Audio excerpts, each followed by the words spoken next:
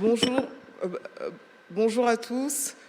Merci pour l'opportunité qui m'est offerte de parler des opportunités, de l'intelligence artificielle. Donc, au Togo, nous avons développé une stratégie de multi-année de transformation numérique qui est fondée sur un principe que la technologie doit être au service de l'humain. Et donc, cette stratégie a 3 piliers dont je vais vous parler. Et pour chacun des piliers et chacun des programmes, je décrirai les initiatives en cours, notamment en matière d'intelligence artificielle, et pourquoi c'est important. Étant donné que son Excellence le Premier ministre Lassina Zerbo a parlé vraiment des défis, de certains des défis tels que la désinformation, je n'en parlerai pas beaucoup, mais c'est pas parce que ce défi n'existe pas, c'est juste qu'il a été bien défini par son Excellence le Premier ministre. Donc au Togo, notre stratégie de transformation digitale a 3 piliers. Et pour chacun des piliers, il y a 3 programmes. Donc le premier pilier, c'est qu'on s'est dit, enfin, lorsqu'on parle de transformation digitale, il faut des fondamentaux. Et les fondamentaux, il y a 3 fondamentaux. Le premier, c'est les infrastructures. Il n'y a pas, vous imaginez bien, d'intelligence artificielle sans connectivité, ou bien sans électricité d'ailleurs, sans data center. Donc il y a le premier programme, lorsqu'on parle, et on veut être sérieux en termes de transformation numérique, c'est la disponibilité des infrastructures. Ça veut dire quoi concrètement? Et je vais vous donner un exemple.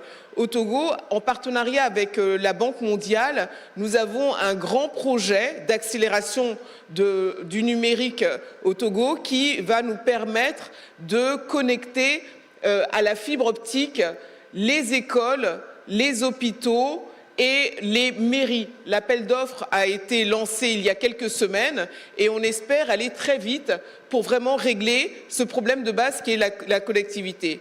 Le second programme, c'est l'identité biométrique.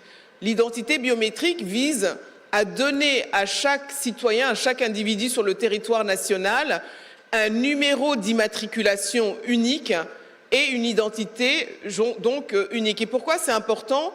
Parce que pour accéder aux services, justement aux services publics, il faut pouvoir avoir un identifiant. On ne veut pas un monde où un Togolais ne pourrait pas accéder à certains services parce que n'ayant pas de quoi se faire identifier. Le troisième programme, c'est ce que nous avons appelé le registre social. Et c'est un élément qui est important et on s'est rendu compte de son importance durant la pandémie parce que le registre social permet de pouvoir segmenter la population par niveau de revenus, par lieu de vie, par niveau d'éducation, etc. Et ça permet d'affiner les politiques sociales. Alors maintenant, lorsqu'on dit ça, quel est le lien avec, par exemple, l'intelligence artificielle? Eh bien, lorsque nous avons conçu les réseaux à connecter, les écoles à connecter, l'itinéraire de ces écoles, nous avons utilisé l'intelligence artificielle pour vraiment avoir des itinéraires extrêmement efficaces. Et là, par exemple, et c'est important, nous l'avons fait en partenariat avec une université américaine. Nous avons recruté au niveau du ministère de l'économie numérique, on a monté un département qui s'appelle le Data Lab. Et le Data Lab est une équipe d'une vingtaine de jeunes data scientists qui utilisent quotidiennement des algorithmes d'intelligence artificielle pour améliorer la manière dont nous travaillons. Et donc un exemple, c'est lorsqu'on conçoit un réseau, un déploiement, on utilise l'intelligence artificielle pour vraiment avoir des itinéraires efficaces. Le second pilier de notre stratégie de transformation digitale est un pilier qui se fonde sur l'humain, mais sur le soutien de l'humain, en faisant 3 choses. Le premier programme, c'est la digitalisation des services publics. Et ces dernières années, le Togo a vraiment entrepris une démarche de digitalisation des services publics. Je pense que vous avez pu, par exemple, en faire l'expérience à travers la plateforme voyage.gouv.tg, mais il y a d'autres initiatives, par exemple la création d'un portail unique, servicepublic.gouv.tg, pour pouvoir avoir accès aux services publics. Et c'est un chemin qui est long puisqu'il y a 1200 services publics. Donc, on a entrepris de digitaliser ces services publics. Et dans cette démarche, on s'est rendu compte que l'intelligence artificielle allait complètement changer la donne. Pourquoi ? Parce qu'avant l'intelligence artificielle, lorsqu'on parlait de digitalisation des services publics, on parlait de passer du papier à l'écran. Et avec l'intelligence artificielle, on va pouvoir faire deux autres choses. Ça sera plus de passer du papier à l'écran, certes, ça sera pour ceux qui savent lire, mais ça sera aussi de pouvoir accéder par le biais d'un coup de fil à un service public. J'appelle un service public et l'intelligence artificielle, le modèle l'agent public intelligent, va pouvoir me fournir le service désiré. Je pense que ça, c'est quelque chose qui change fondamentalement la donne et l'efficacité des services publics. Le second programme de ce pilier, c'est ce que nous avons appelé la digitalisation des services sociaux de base, que sont la santé, l'éducation et la protection sociale. Et là encore, l'intelligence artificielle est fondamentale, notamment en matière d'éducation. Vous le savez, nous le savons tous, et tous nos pays sont confrontés à la même situation, c'est que lorsque vous quittez la capitale, eh bien, vous allez avoir beaucoup de mal à avoir certains professeurs. Certaines des écoles ont des carences. Le Premier ministre l'a dit tout à l'heure. Nous avons un continent à majorité de littéraires, alors que le développement économique nécessite vraiment que les jeunes apprennent les maths et les sciences. Et on ne va pas pouvoir, à une échéance courte, recruter et former, et surtout nous n'aurons pas les moyens de payer tous ces profs de maths et de sciences. En revanche, l'agent, encore une fois, l'agent d'intelligence artificielle va pouvoir servir de tuteur personnalisé pour tous nos élèves. Et c'est la raison pour laquelle il était important pour le Togo d'entreprendre cette démarche de connecter l'ensemble des écoles à la fibre optique. Dans le domaine de la santé, même chose. Vous quittez la capitale, parfois, nous n'avons pas tel spécialiste. En revanche, ce que nous sommes en mesure de faire grâce à l'intelligence artificielle, c'est d'avoir un agent IA qui va permettre de faire les diagnostics. Donc, vous voyez que dans ces domaines-là, l'Afrique, et c'est pas juste le Togo, c'était une démarche très volontaire de l'Union africaine, de dire nous autres Africains, nous allons nous concentrer sur les bénéfices de l'intelligence artificielle et vraiment, comme des jeunes, en fait, foncer à toute vitesse dans l'intelligence artificielle, essayer d'en tirer parti, d'en tirer profit, et nous verrons au fur et à mesure de l'utilisation de ces outils les dangers qui seront associés. Mais on ne veut pas se contraindre, en fait, en se disant « attention, c'est dangereux, on ne veut pas l'utiliser ». Non, non, pas du tout. On dit « nous sommes un continent jeune, nous voulons prendre des risques, nous voulons tester ces outils ». Donc le troisième programme de notre transformation digitale, c'est la digitalisation des services financiers. Et ça aussi, ça va permettre, l'intelligence artificielle va être extrêmement importante parce que je vais vous donner un exemple. Eh bien, dans la microfinance, par exemple. Dans la microfinance, vous connaissez, c'est des services financiers de prêts de petits montants, en fait. Et pour pouvoir baisser les taux d'intérêt, notamment pour la microfinance, mais pas seulement, l'intelligence artificielle nous aide les États, les banquiers, etc., à déterminer le risque pour un emprunteur. Et le fait que ce soit un agent IA qui le fasse et pas une batterie d'êtres humains, ça permettra de pouvoir baisser le coût associé au prêt, sera amoindri et ça permet de baisser le taux d'intérêt des prêts, des petits prêts. Donc, c'est le second pilier de notre transformation numérique. Le troisième pilier, c'est un pilier qui se fonde sur la création de richesses, parce qu'en fait, nous sommes un pays en développement, évidemment, nous sommes un continent en développement, et le meilleur moyen de lutter contre la pauvreté, c'est de gagner de l'argent, c'est la création de la valeur. Et là encore, l'intelligence artificielle va être fondamentale. L'utilisation de l'intelligence artificielle, nous avons trois programmes phares. Le premier, c'est la digitalisation des secteurs clés de l'économie. Et quels sont les secteurs clés de l'économie togolaise? Parmi ces secteurs, il y a l'agriculture.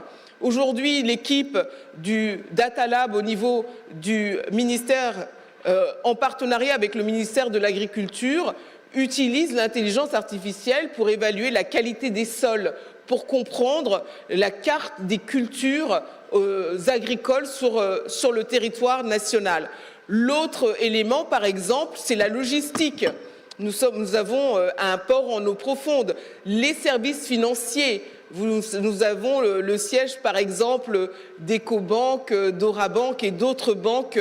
Et donc, dans ces domaines-là, il est fondamental que nous puissions déployer l'intelligence artificielle. Deux autres programmes, c'est le soutien de l'écosystème de start-up. C'est vrai qu'aujourd'hui, lorsqu'on parle d'intelligence artificielle, on parle de la Chine et des États-Unis, c'est les deux principaux, et nous autres Africains, il faut que nous puissions nous positionner dans ces domaines. Et la manière dont nous souhaitons nous positionner, et nous devons nous positionner, c'est tout d'abord par la formation des talents, comme l'a dit le Premier ministre. Et au Togo, nous avons un programme de formation cette année de 15 000 étudiants de des universités de Lomé et de Kara à la programmation et à l'intelligence artificielle. Et nous aimerions, après cette première expérience de 15 000 étudiants, par la suite, le systématiser à l'ensemble des premières années. Donc nous verrons comment cette première expérience se déroule. Mais c'est important parce qu'il faut avoir les talents pour pouvoir évoluer. Et le dernier programme, c'est un programme que nous avons appelé la valorisation de la donnée. C'est quelque chose de très important parce que sur le continent, avant la digitalisation, on n'avait pas conscience de l'importance de la donnée. Par exemple, une des raisons pour lesquelles, et vous allez comprendre que la donnée est importante, c'est que vous avez des entreprises comme par exemple Facebook, Meta, WhatsApp, etc. Toutes ces applications, TikTok, sont gratuites. Elles sont gratuites parce qu'elles collectent de la donnée des utilisateurs. Donc vous avez l'impression qu'elles sont gratuites. En fait, non. Les informations collectées par ces entreprises valent bien la gratuité beaucoup plus que la gratuité des services offerts. Et c'est important parce que la valorisation de la donnée va nous permettre de réfléchir différemment à ce que nous avons. Lorsqu'on parle d'intelligence artificielle, eh bien le continent a des atouts. Quels sont, par exemple, que nous avons des données, je parle des données par exemple de génome, on a des données qui sont très importantes, par exemple, pour l'industrie pharmaceutique. Et il va falloir qu'on prenne conscience de cette importance pour qu'on ne se fasse pas qu'on n'exploite pas nos données à notre insu. Parce que parlant par exemple, et je finirai mes propos par ça, c'est que par deux choses. Parlons par exemple des défis de l'intelligence artificielle. Lorsque on pense par exemple aux données médicales, il faut comprendre deux choses. La première, c'est que ces données sont importantes pour l'industrie pharmaceutique mondiale, parce que sinon, puisqu'aujourd'hui l'industrie pharmaceutique utilise l'intelligence artificielle pour fabriquer des médicaments, si elles n'ont pas les données africaines, elles vont fabriquer des médicaments qui fonctionneront moins bien ou des vaccins qui ne seront pas pertinents pour nous, parce que nos données n'auront pas été prises en compte lors de l'élaboration de ces médicaments. Mais dans le même temps, donc ça c'est quelque chose qui montre qu'il faut participer à l'écosystème qui utilisent l'intelligence artificielle dans le domaine de la santé. Mais de la même manière qu'il faut participer, si par exemple un État, une entreprise a toutes vos données médicales, eh bien, et que ça devient un État ennemi, cet État ennemi pourrait très bien utiliser, fabriquer une arme qui pourrait détruire toute une catégorie d'individus. Donc ce sont des données qui sont très importantes. Et il faut que nous autres États, on comprenne quelles seraient les modalités de partage de ces données, avec qui, par quel type d'accord, etc., etc. Donc il y a une réflexion extrêmement poussée à avoir sur ces éléments.